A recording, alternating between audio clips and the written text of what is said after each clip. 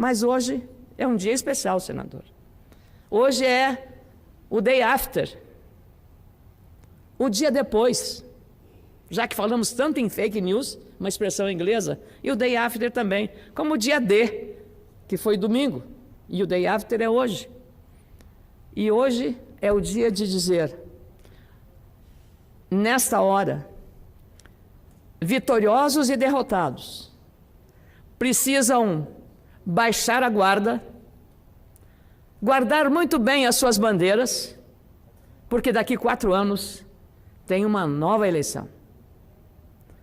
E daqui até lá, os líderes, os estadistas, precisam, mais do que administrar a crise grave que vive o país e os estados brasileiros, vivem os estados brasileiros, mais do que isso. Não é apenas administrar a crise fiscal da União, a crise fiscal dos estados, que é o desequilíbrio das contas públicas. As economias dos estados e do país até anda por si, pujança em vários setores. Mas as finanças do Estado brasileiro, seja do município, seja do Estado na União, a crise federativa é aguda. E o líder que emergiu das urnas, consagrado pelo voto direto, precisa assumir a condução de liderança para novos tempos. Esquecer que estamos entrando num terceiro turno de eleição. Nós encerramos a campanha eleitoral no domingo, após a revelação dos resultados pela Justiça Eleitoral. Agora são novos tempos. E o estadista que tiver a capacidade de, não só o vitorioso, também não olhar o retrovisor daquilo que considerou injustiças praticadas, dos ataques do adversário, das críticas mais duras da imprensa, não olhe o retrovisor. Olhe para frente. Pode até olhar para os lados, mas para frente é muito melhor. E o horizonte é um horizonte que sinaliza para muitas necessidades, mas a maior delas é de paz, concórdia, tolerância. Tolerância, respeito às diferenças, sejam elas religiosas, sejam elas de partidos políticos, sejam elas de gênero, sejam elas até esportivas. Tolerância, respeito. Precisamos esquecer que a campanha existiu.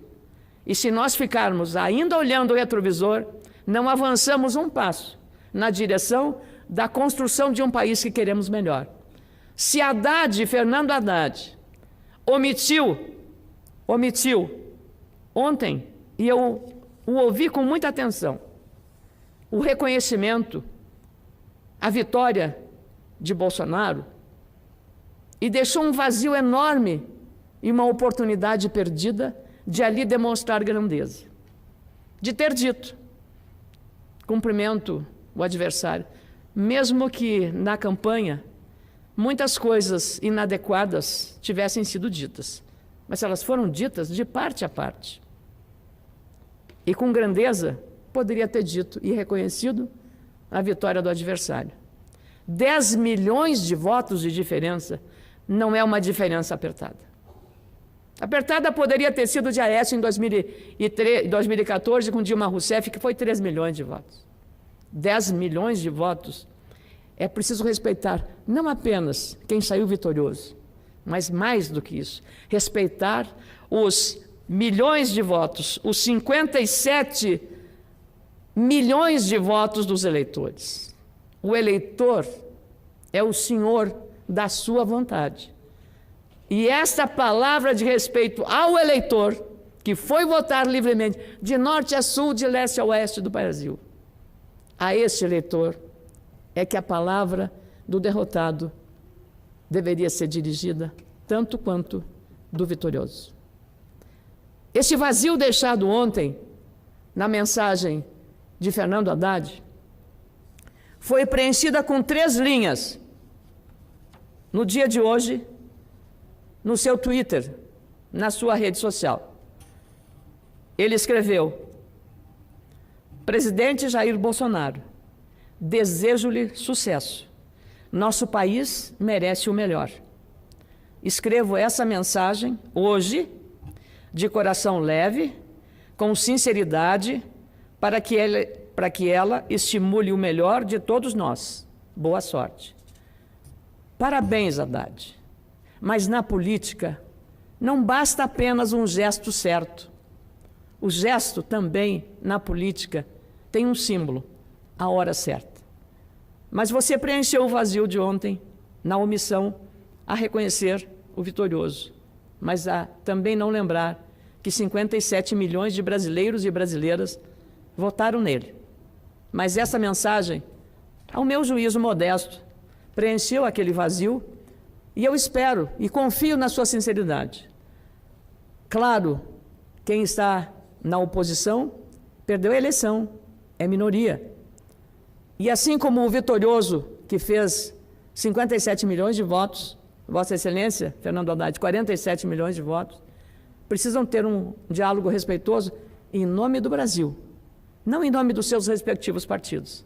O Brasil é maior do que os dois partidos. O Brasil é maior do que as figuras que encarnam a liderança de dois projetos antagônicos.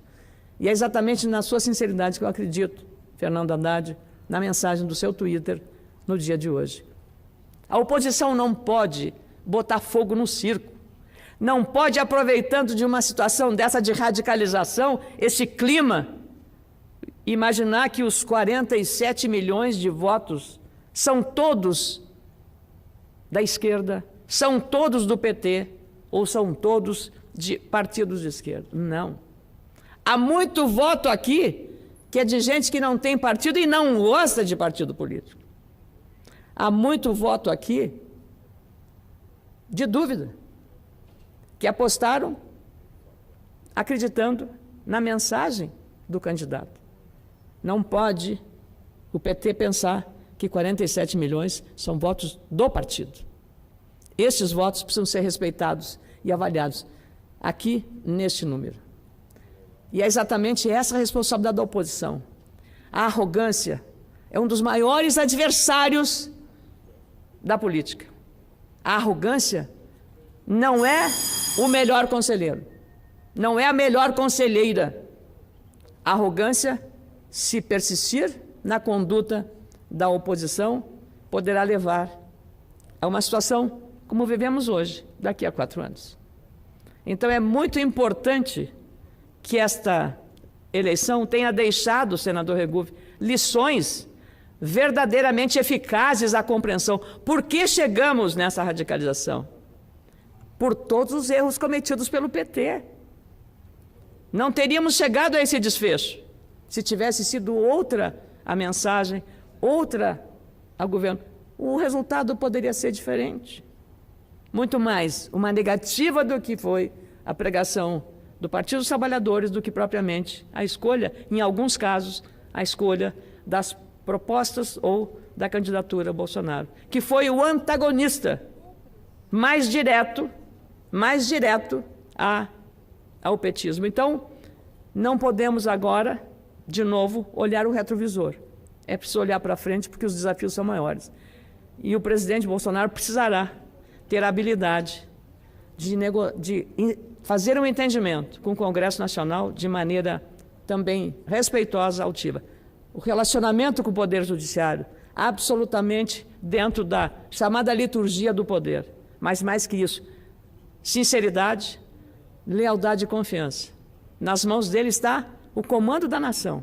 E essa nação dilacerada por esse processo eleitoral, atacada por fake news, por dúvidas sobre fraude, sobre urnas eletrônicas, por uma facada no meio do caminho, que quase tirou da disputa Jair Bolsonaro. Houve uma tentativa de homicídio, senador.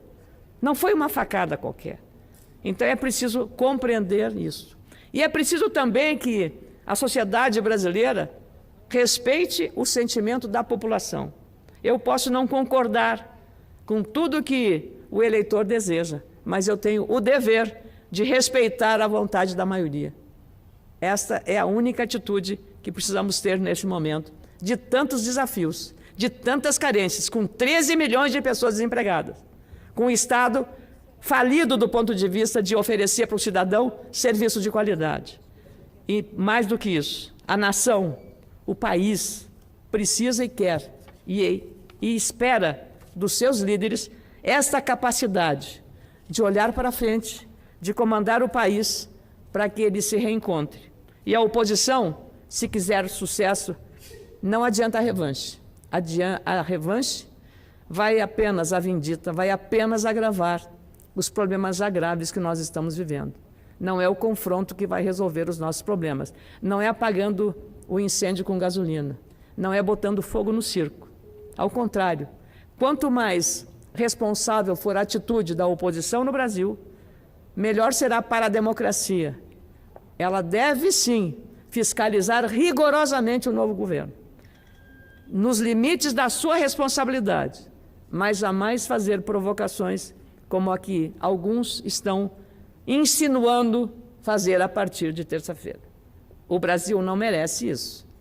E quem fizer e ousar desafiar a lei e a ordem, ou desafiar o princípio constitucional do respeito à propriedade privada, do respeito ao direito do cidadão, do direito de ir e vir, não vai encontrar pela frente um caminho muito favorável nem positivo. É preciso, por isso, muito juízo, muita moderação, muito equilíbrio e respeitar essa diferença de 10 milhões de votos. É preciso respeitar o que a urna decidiu. E a urna e o voto do eleitor e da eleitora é soberano, é individual, é solitário, é sigiloso. E isso é o que precisa ser levado em conta, senador Regufe. Nada mais que isso.